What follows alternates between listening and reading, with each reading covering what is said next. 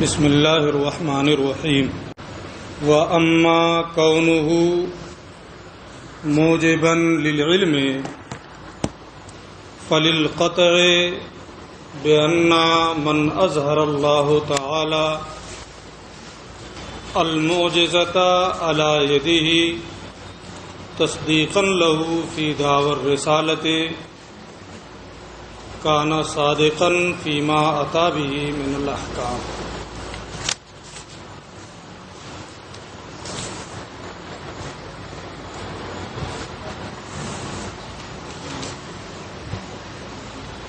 ما سبق میں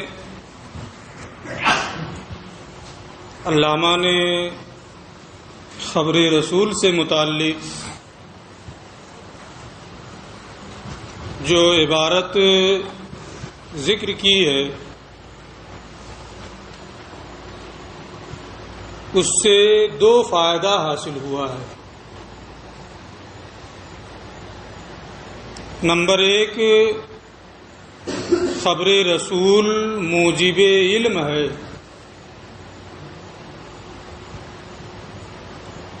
نمبر دو، خبر رسول سے حاصل ہونے والا علم علم استدلالی ہے۔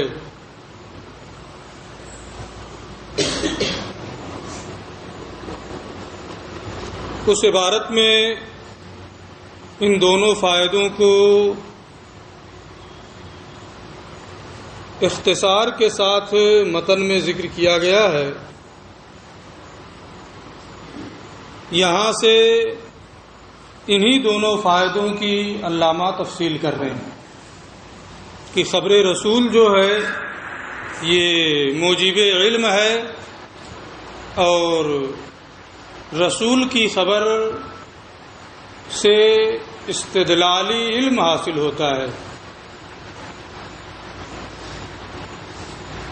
وَأَمَّا كَوْنُهُ مُوجِبًا لِلْعِلْمِ، پہلا فائدہ جو ہے وہ یہی کہ خبر رسول موجب علم ہے۔ اس کی وجہ رہا خبر رسول کا موجب علم ہونا۔ کیوں وہ موجب علم ہے؟ وہ یقین کا فائدہ اس سے کیوں کر حاصل ہوتا ہے؟ فَلِلْقَطْعِ بِأَنَّ مَنْ أَظْهَرَ اللَّهُ تَعَالَى، تو اس کے یقینی ہونے کی وجہ سے کہ وہ ذات کی جس کے ہاتھ پر اللہ عز و جل نے معجزہ ظاہر فرمایا، تصدیقاً لہو فی دعوی الرسالت، اس کے دعوی رسالت کی تصدیق کے لیے، کانا صادقاً فیما اتی بہ من الاحکام، تو وہ ان تمام احکام میں جنہیں وہ لے کر آیا ہے صادق ہوگا۔ یعنی جب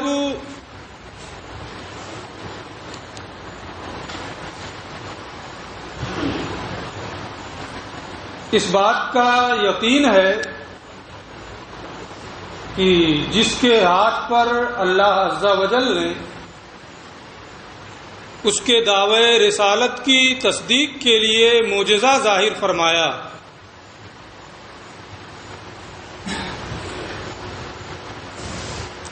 تحدی کے وقت، چیلنج کے وقت اس کے دعوے کے موافق خرق عادت معاملے کو اللہ عز و جل نے ظاہر فرمایا، تو وہ نبی ہوگا، وہ رسول ہوگا۔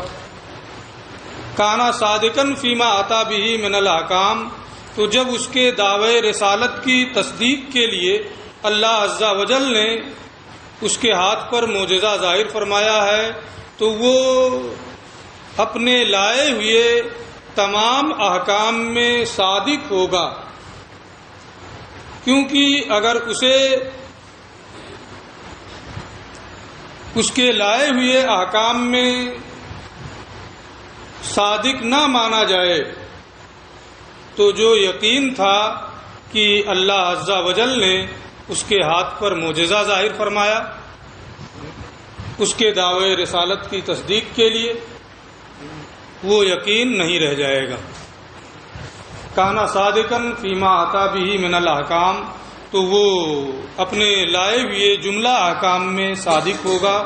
وَإِذَا كَانَ صَادِقًا، اور جب یقین ہے کہ وہ اپنے لائے ہوئے جملہ احکام میں صادق ہے، کیونکہ اللہ نے اس کے ہاتھ پر معجزہ ظاہر فرمایا ہے، تو ان احکام کے مضمون کا علم بھی واقع ہوگا۔ وَإِذَا كَانَ صَادِقًا، اور جب وہ صادق ہے، اس کا صادق ہونا یقین سے معلوم ہو گیا، تو ان احکام کے مضمون کا علم ہونا بھی یقینی اور قطعی ہوگا، کیونکہ اگر ان احکام کے مضمون کا علم یقینی اور قطعی نہ ہو تو اب اس کا کاذب ہونا لازم آئے گا، حالانکہ قطعی اور یقینی طور پر یہ معلوم ہے کہ وہ اپنے جملہ لائے ہوئے احکام میں صادق ہے، تو اس کے ان احکام کے مضمون کا علم بھی قطعی اور یقینی ہوگا۔ ایک ہے مضمون حکم،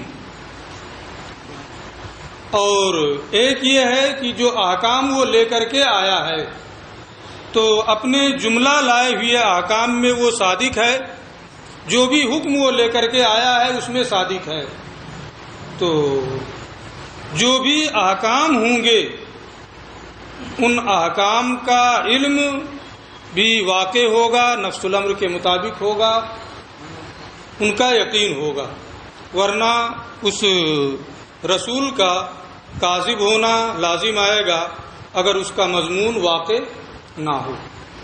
آپ یہ چیز پڑھتے ہوئے بہت دن سے آئے ہیں، مضمون جملہ فعل یا شبہ فعل کی فاعل کی طرف اضافت کی گئی ہو، جیسے ضربا زید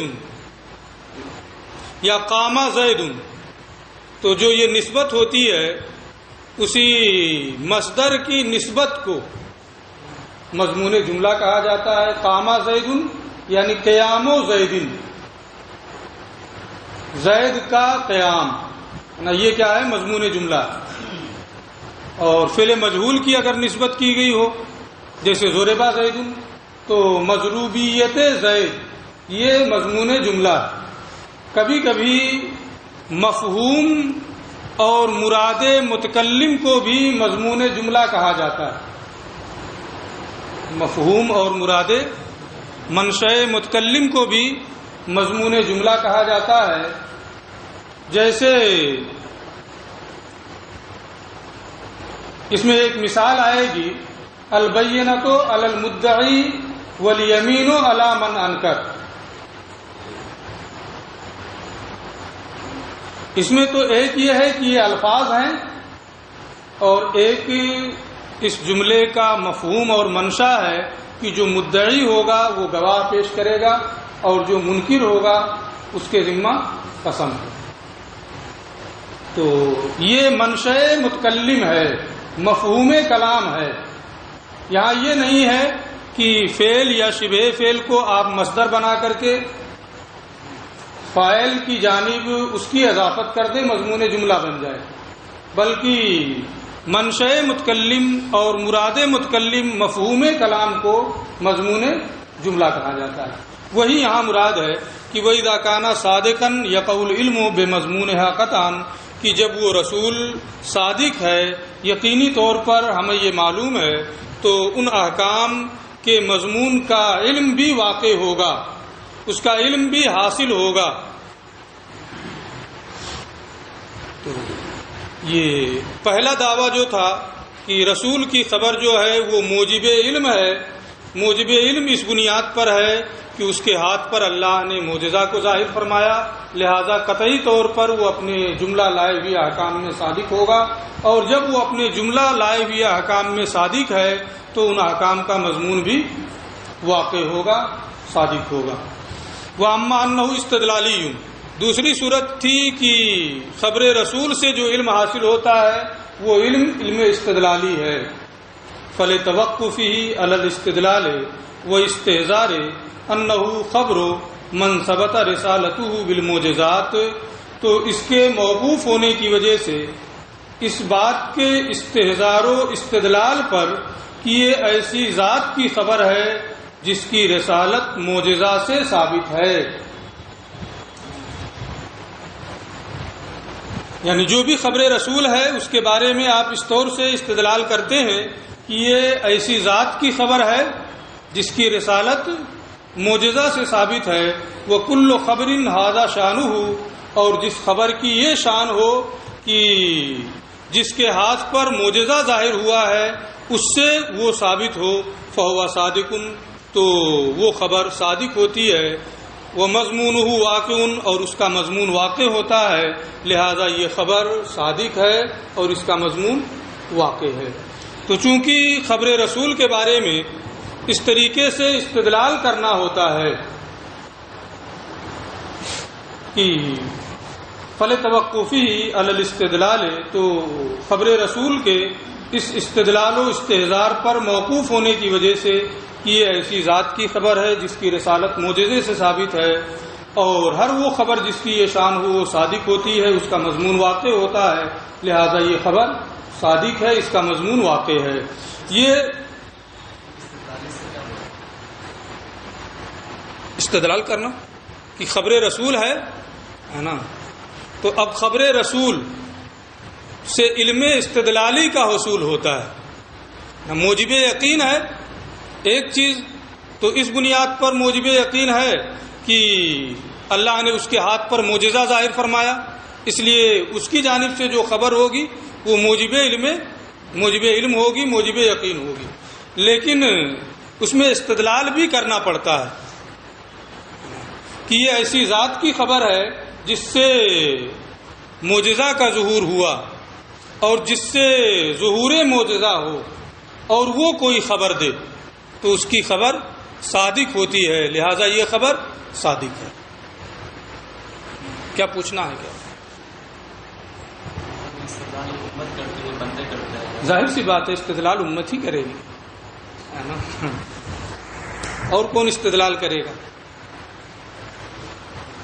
دو چیزیں انہوں نے ماسبق میں بیان کی تھی کہ موجب علم ہے، موجب علم ہونا اس بنیاد پر کہ اس کے ہاتھ پر معجزہ کا ظہور ہوا، تو یقین ہے کہ وہ اپنے جملہ لائے ہوئے احکام میں صادق ہوگا، کیونکہ اس کے ہاتھ پر معجزہ کا ظہور ہو رہا ہے۔ جب وہ اپنے جملہ لائے ہوئے احکام میں صادق ہے تو اس کے کلام کا مضمون بھی واقع ہوگا، اس کا بھی یقین ہوگا، ورنہ اس کا کاذب ہونا لازم آئے گا۔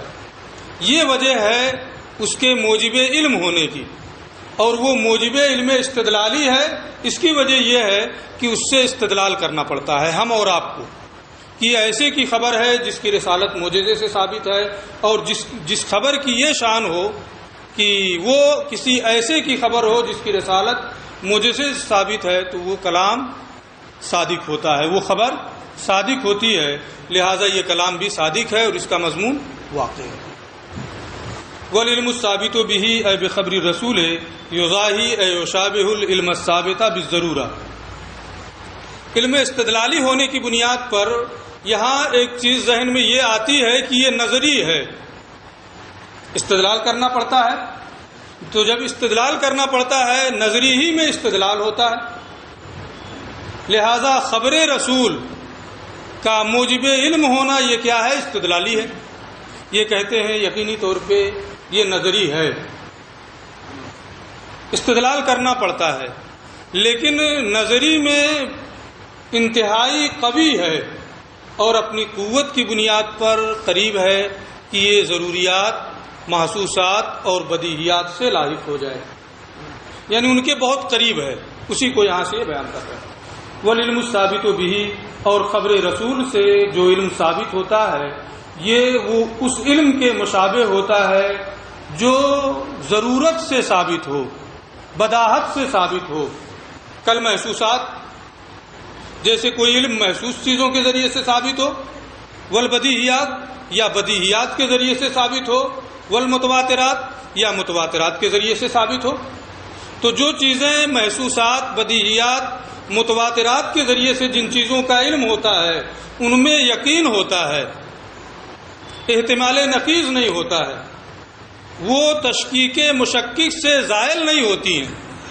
یہی حال خبر رسول سے حاصل ہونے والے علم کا بھی ہے کہ وہ ضرورت کے مشابہ ہے، اس علم کے مشابہ ہے جو ضرورت سے حاصل ہو۔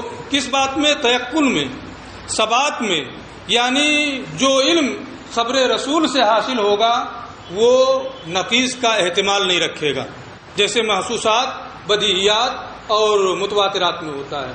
وہ تشکیک مشکک سے زائل نہیں ہوگا جیسے کہ محسوسات وغیرہ میں ہوتا ہے۔ والعلم الثابت بھی، اور جو علم خبر رسول سے ثابت ہو وہ اس علم کے مشابہ ہوتا ہے جو بالضرورہ ثابت ہو، جیسے محسوسات ہیں، بدیہیات ہیں، متواترات ہیں۔ کس سلسلے میں اس کے مشابہ ہے؟ فی التیقن، یقین ہونے میں، اے عدم احتمال النقیض، یعنی نقیض کا احتمال نہ رکھنے میں۔ جس طریقے سے محسوسات وغیرہ میں احتمال نقیض نہیں ہے، ایسے ہی خبر رسول سے حاصل ہونے والے علم میں بھی نقیض کا احتمال نہیں ہوتا ہے۔ والثبات، اور ثابت ہونے میں، اے عدم احتمال الزوال بتشکیک المشکک، یعنی تشکیک مشکک سے بلا وجہ کا شبہہ ڈال کر کے ذہن کو منتشر کرنے والا، اس کے شک ڈالنے سے زائل نہ ہونے کا احتمال، زائل ہونے کا اس میں احتمال نہیں ہوتا ہے۔ اے عدم احتمال الزوال، یعنی زائل ہونے کا احتمال نہیں ہوتا ہے اس میں بتشکیک المشکک، کسی شبہے میں ڈالنے والے کے شبہے میں ڈالنے سے۔ تو جس طریقے سے محسوسات میں یہ دونوں چیزیں ہوتی ہیں کہ اس میں نقیض کا احتمال نہیں ہوتا ہے اور تشکیک مشکک سے وہ چیزیں زائل نہیں ہوتی ہیں، ایسے ہی خبر رسول سے جو علم حاصل ہوتا ہے وہ اس میں احتمال نقیض نہیں ہوتا ہے اور وہ تشکیک مشکک سے زائل نہیں ہوتی ہیں۔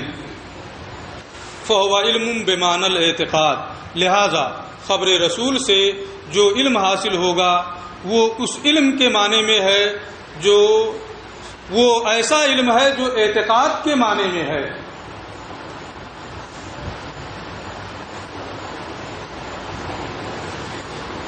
اور اس میں 3 صفات پائی جاتی ہیں: المطابق، جو واقع کے مطابق ہے،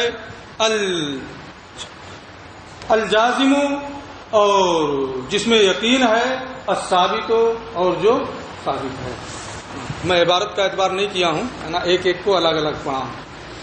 فہو علم بمعنی الاعتقاد، تو خبر رسول سے جو علم حاصل ہوگا وہ اعتقاد کے معنی میں ہوگا، المطابق، جو واقع کے مطابق ہے، جازم ہے اور ثابت ہے۔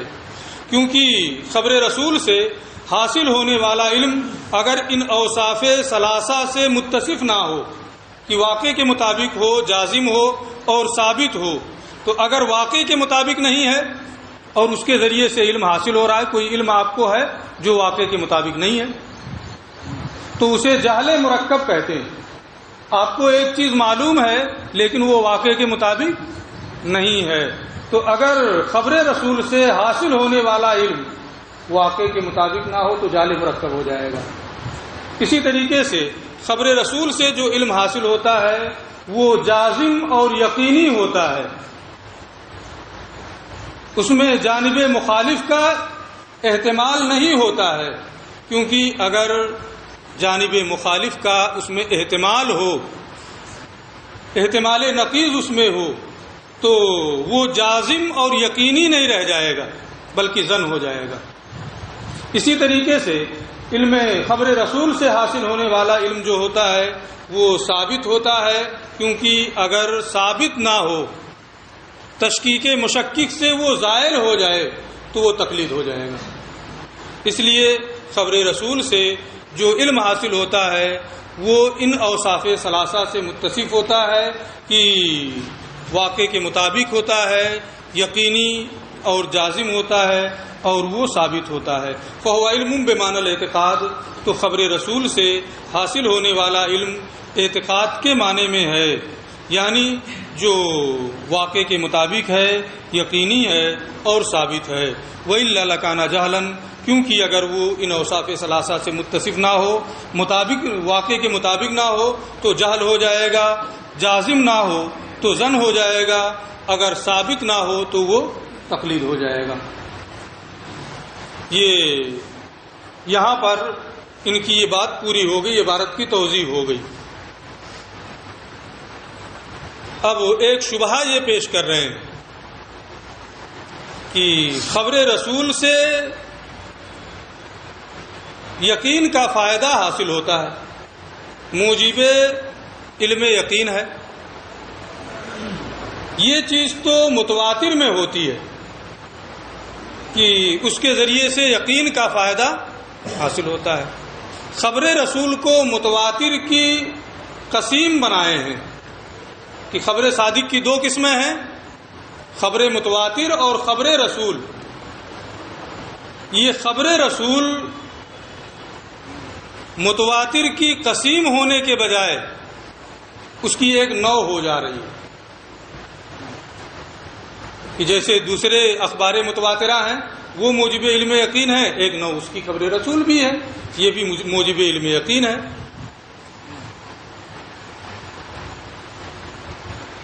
اور دوسری چیز یہاں یہ ہے کہ جو خبر رسول ہے اس میں یقینی طور پہ کہ یہ رسول کی خبر ہے کب معلوم ہوگا؟ جب وہ متواتر ہو، اور اگر وہ متواتر نہیں ہے تو اس کے بارے میں یقین سے یہ نہیں کہا جا سکتا ہے کہ یہ خبر رسول ہے۔ تو یقین ہونے کے لیے خبر متواتر ضروری ہے کہ وہ خبر متواتر ہو، تبھی یقین حاصل ہوگا، اور جب یقین متواتر کے ذریعے سے حاصل ہوگا تو قسم ہونے کے بجائے یہ اس کی ایک نوع ہو جائے گی۔ لہذا یہ خبر متواتر کی قسم نہیں بلکہ اس کی ایک نوع ہے۔ اسی دونوں شبہوں کا یہ جواب دیں گے کہ یقین صرف تواتر کی صورت میں حاصل ہوتا ہے، اور جب یقین تواتر کی صورت میں حاصل ہوتا ہے تو یہ متواتر کی ایک نوع ہے، اس کی قسم نہیں ہے۔ انہی دونوں شبہوں کا یہ جواب دینا چاہتے ہیں۔ آپ بعد میں یہ پڑھیں گے کہ جو خبر رسول ہے اس کی 4 قسمیں ہوتی ہیں: غریب، عزیز، مشہور، متواتر۔ غریب اسے کہتے ہیں کہ کسی طبقے میں ایک راوی ہو، اگرچہ تمام طبقات میں کئی راوی ہوں۔ عزیز اسے کہتے ہیں کہ تمام طبقات میں یا کسی ایک طبقے میں 2 راوی ہوں۔ مشہور اسے کہتے ہیں کہ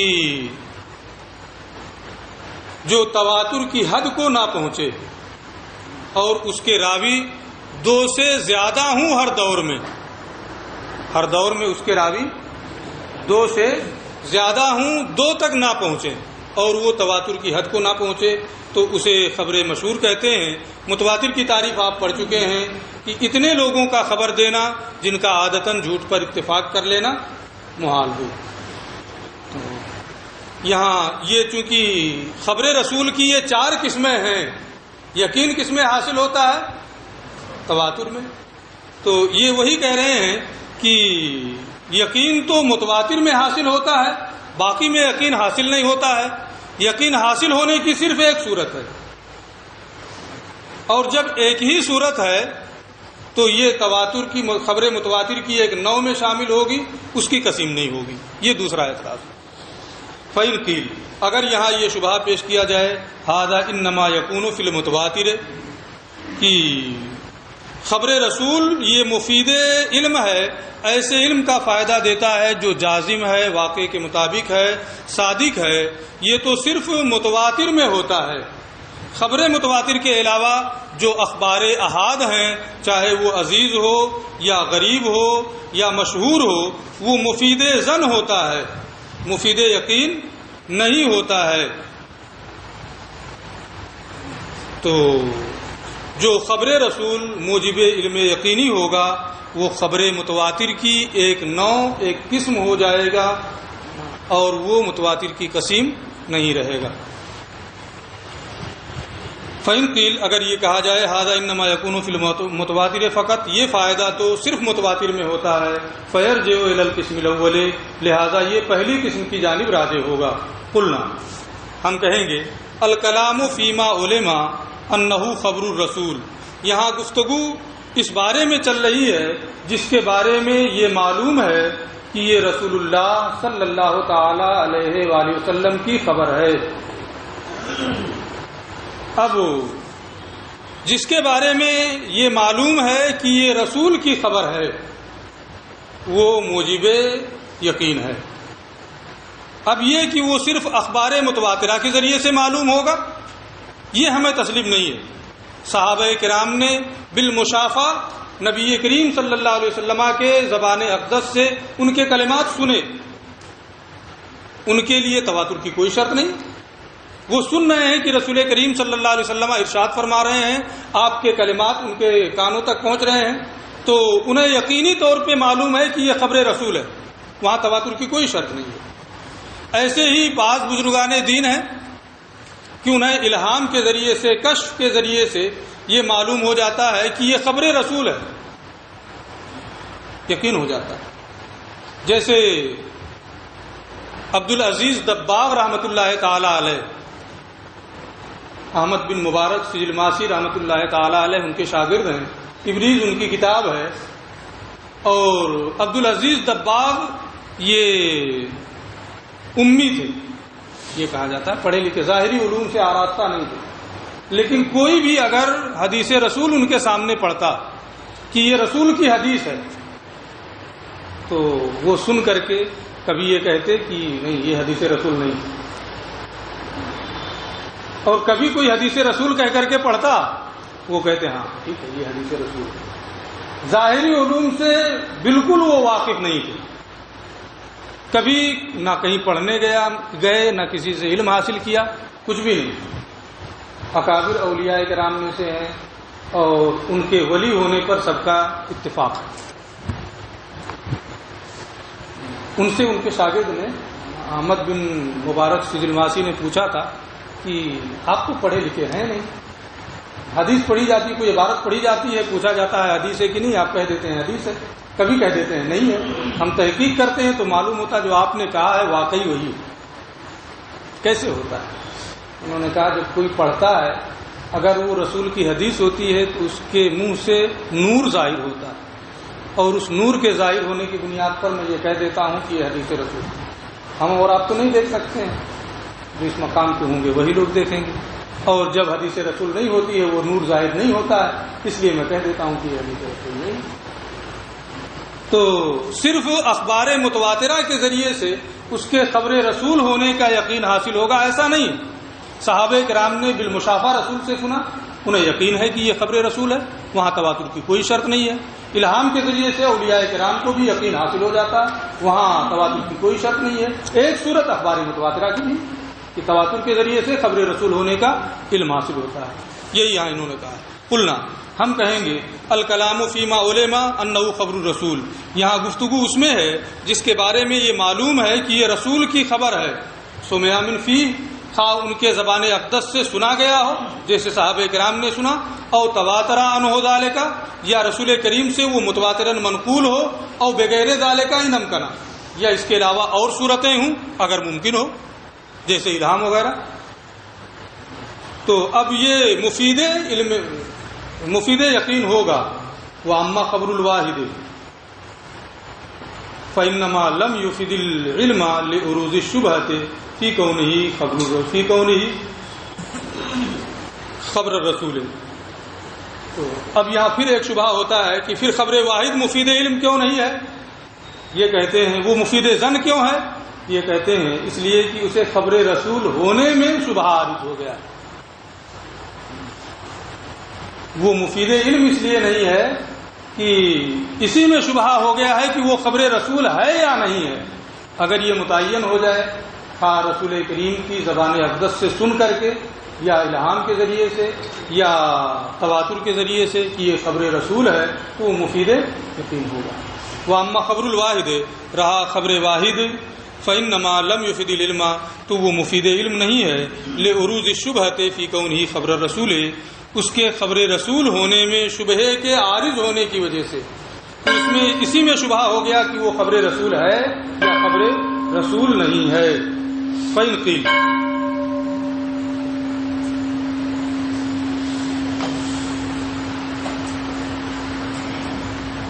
اب یہاں سے ایک دوسرا اعتراض ہے وہ کریں۔